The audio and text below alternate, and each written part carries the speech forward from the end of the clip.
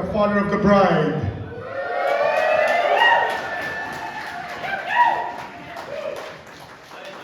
When Rhea was only 6 years old, when she asked if she could train in Kung Fu, being a long-time practitioner myself, I told her, this isn't a hobby, it's a commitment. Minimum trial period is 3 years and you cannot miss your weekly classes. I told her to think about it and come back with a decision. 5 seconds later, she said, yes, Dad, no problem. I'm not sure she understood what 3 years commitment mean when she was 6 years old then. So anyway, so I remember her again, 3 years, a promise is a promise. She nodded and off we went. Little did I know, 3 years would turn into a lifetime, a lifestyle. Rhea competed in the yearly Taekwondo and Golden State Kung Fu tournaments, winning 4 grand champion titles and trophies, taller than she was.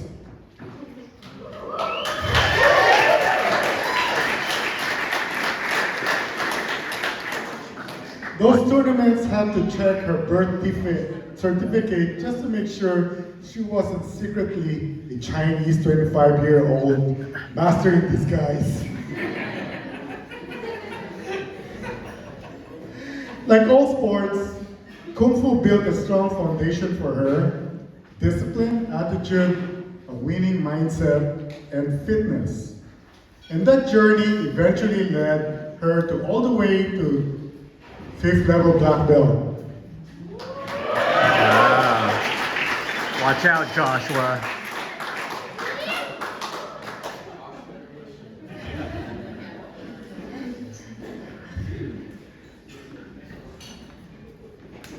Today, she trains in boxing and recently Muay Thai. And no, before anyone here starts imagining an MMA cage entrance, she's not planning to be the next UFC star. She's not.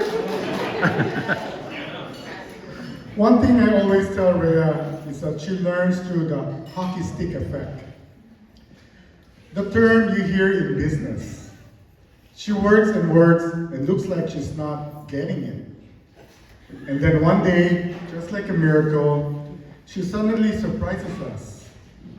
Piano, guitar, reading sheet music, it all just happens in one big jump. She's been performing since she was young, singing in school plays, open mic nights, park concerts, even forming a band in high school. I proudly posted many of her performances on YouTube, but strictly for family. But who knows, algorithm might find her, and who knows what might happen. Rhea is also a good listener, a good friend, and someone who is liked, generous, and always willing to help when asked. She has faith in God and in humanity, and her future career as a psychologist will absolutely allow her to continue doing good work for others. And before I move on to talk about Josh, I want to thank all of Rhea's friends who are here today celebrating the wedding. You've all shaped one another's lives, your growth, your personalities, and even your professionalism. Keep up the good work. She still needs you.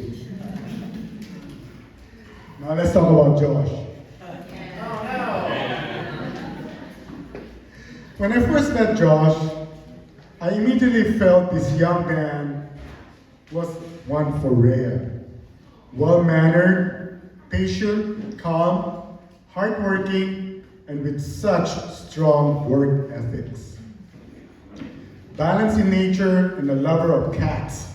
And truly, if you love cats, you can love a good woman. Cats train you well. They teach you to be patient, respect, and knowing when to keep quiet.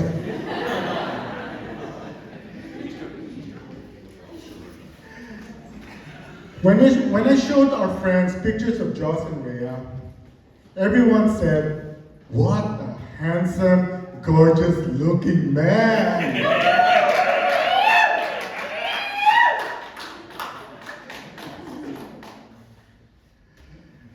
And then, one person even asked if he modeled for Abercrombie and Fitch underwear. And then, the best comment went through was when someone took one look at Josh's picture and jumped out saying, "Wow, is that Prince Harry?"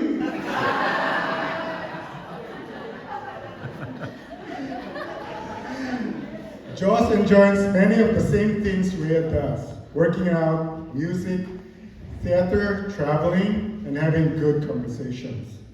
Over the years, we always reminded our daughters that the most important part of any relationship is how well two people communicate about everything under the sun. It's the 80-20 rule in a relationship. If you can enjoy talking to each other 80% of the time, you'll have a happy marriage. The other 20%, well, that's when you both just need some snacks. And one day, she came with us with a quiet smile and said, "I found that in Josh." Yeah.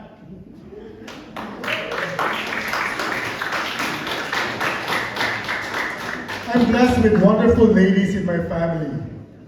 And now, I have a prince for a son. Thank you all for being here to celebrate Josh and Reyes. And let's just toast. Let's raise our glasses and give them a great toast. Cheers. Cheers.